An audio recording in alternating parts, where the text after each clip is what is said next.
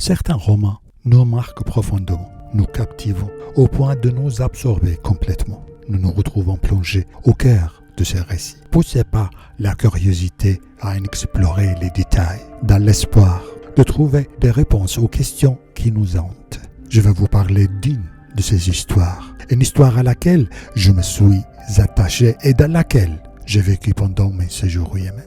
Au Yémen, je travaillais comme guide de montagne de 1996 à 2000. J'ai vécu au milieu de ces magnifiques hautes montagnes, devenant moi-même un randonneur de montagne.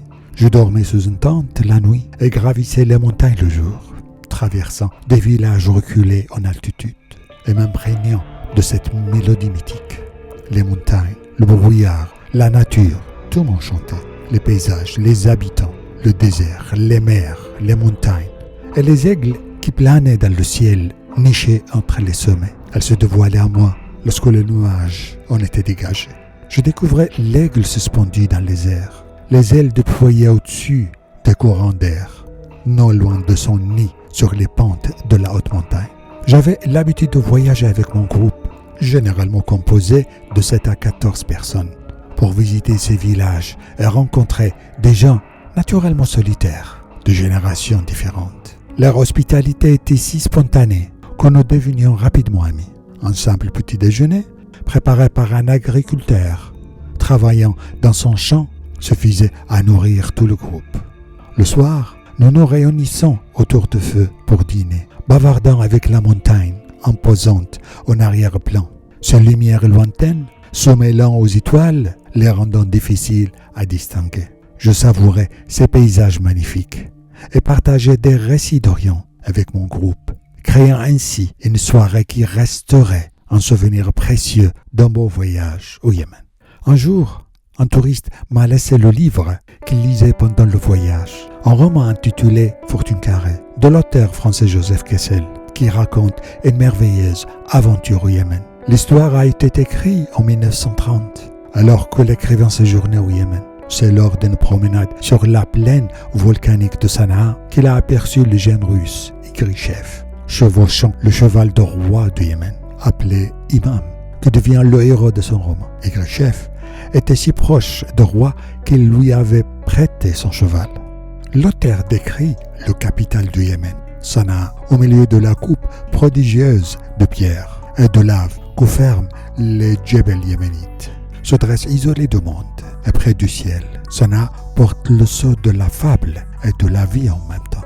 L'aventure commence lorsque ce chevalier Igrichev dérobe la caisse du consulat russe et s'enfuit à cheval, suivant la route des caravanes. Son périple a duré 3 nuits, passé dans des caravansérails, dans une région que je parcourais moi-même lors de mes randonnées en montagne. Alors l'idée m'est venue de suivre les pas de protagoniste. De Sanaa jusqu'à la traversée des monts Haras, j'ai retracé son itinéraire, les lieux où il a passé et dormi, jusqu'à sa descente de la chaîne montagneuse et son entrée dans le désert avant d'atteindre la mer. J'ai commencé à suivre son parcours en lisant le roman, depuis la plaine montagneuse de Boukour. Le protagoniste emprunte alors la route des caravanes, qui a été par la suite délaissée, notamment avec l'essor de l'automobile et l'abandon des dromadaires, des mules et des chevaux comme moyen de transport.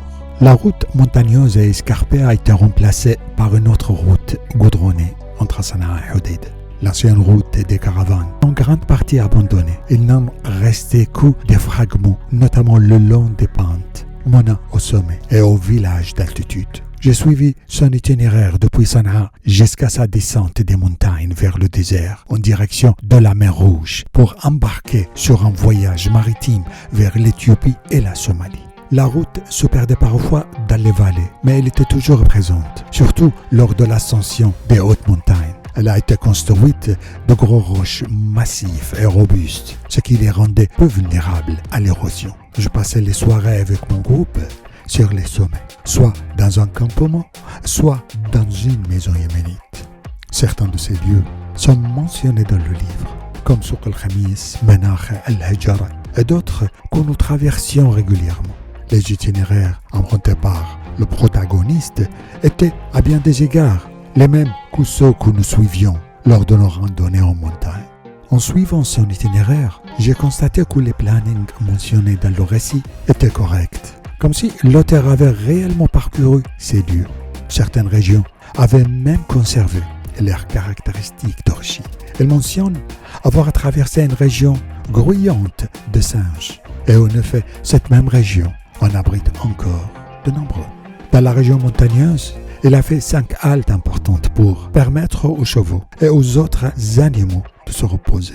Il était accompagné d'un garde-roi qui ignorait tout ce qui se tramait, son vol et sa fuite de Sanaa vers la mer, à travers les montagnes, jusqu'à ce qu'il descende et se dirige vers la mer. Le voyage aurait normalement duré 4 jours, mais il a décidé de le raccourcir à 2. Le convoi a traversé rapidement le marché du jeudi sur Khelkhemis à midi, laissant une description de ces maisons de pierre et de rocailles, serrées les unes contre les autres.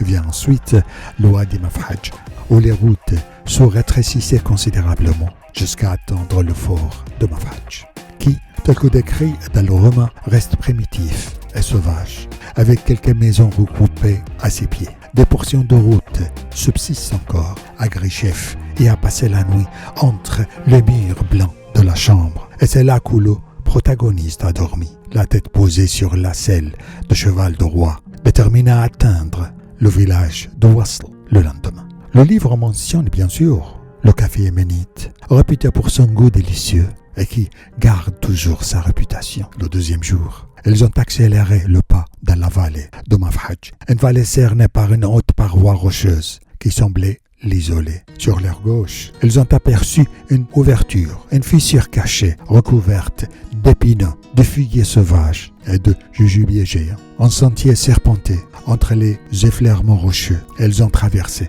des plaines herbeuses jusqu'à atteindre la porte de Mafhaj. De là, ils ont pu voir Menach, cette cité des montagnes, comme le décrit l'auteur, qui était son objectif pour la première étape de voyage. Kessel donne la description de Menach, valable jusqu'à aujourd'hui. Au fond se dressait une gigantesque muraille qui se perdait dans les nuées. Sur son faîte, parmi la brume, on voyait de minuscules taches blanches. C'était Menach, la ville des montagnes. Le livre évoque la beauté de Menach, le sens de son nom comme lieu de repos pour les chameaux et son haut rempart toujours debout. Elles ont traversé ensuite la brousse, où Igrichef a refusé de s'arrêter pour se restaurer, car il voulait à tout prix atteindre Wasl le soir même, avant la tombée de la nuit. Il tentait de convaincre la garde royale de le conduire jusqu'à Wasl, d'où elle pourrait retourner à Sanaa. Le livre vantait la beauté de cette chaîne de montagnes, depuis sur Khelkhemis, puis la magnifique ascension de Wadi Mafhaj jusqu'à la ville de Menach, et montait encore pour arriver au col suprême gardé par le bourg de Hajar. Ici, le protagoniste s'arrête, le souffle, bref. Parce que Al-Hajar reste fascinant et il est tout à fait normal d'y consacrer de magnifiques lignes parce qu'il reste superbe à travers les âges. Il le qualifie enclose dans une muraille circulaire, ramassée entre ses tours et ses pierres. Hajar élevée côte à côte, au-dessus de la brume et devant ces maisons prodigieuses de 8 étages en morceaux de roc, l'un à l'autre ajustés, ces maisons grises comme la lave, étroites comme des piliers dressés pour supporter les nuages, peintes de bandes de chevaux vives. À travers les générations, les maisons continuent d'être décorées à la chaux. Et il décrit les villages qui jugent les sommets des montagnes, et plus loin, plus haut, plus bas, tandis que s'évasait le cirque fantastique. Chaque piton, chaque cime, chaque aiguille haussée vers le ciel. Un village aigu et mystérieux. Et mieux regarder Igrichef, a plus se multiplier ces nids farouches, fabuleux. Ils semblaient les derniers, les plus incroyables. Mais il suffisait à Igrichef de tendre sa vue pour en apercevoir d'autres qui les dominaient encore, perdus dans la brume des sommets, comme dans la brume de l'arche, couronnant des arêtes plus effilées encore au refuge miraculeux. Et le convoi continue jusqu'à arriver à Wasl. Puis, elles se sont dirigées vers Al-Hijjail et continuaient vers Abel en direction d'Al-Hudaydah qui donne sur la mer.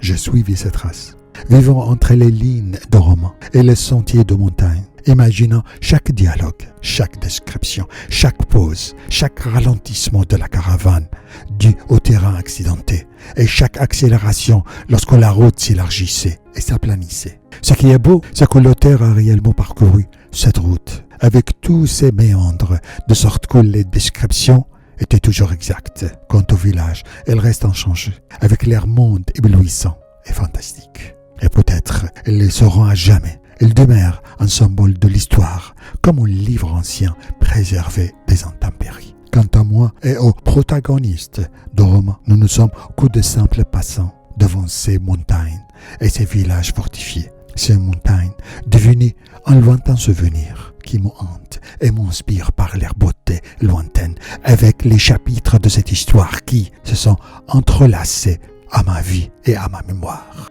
Merci.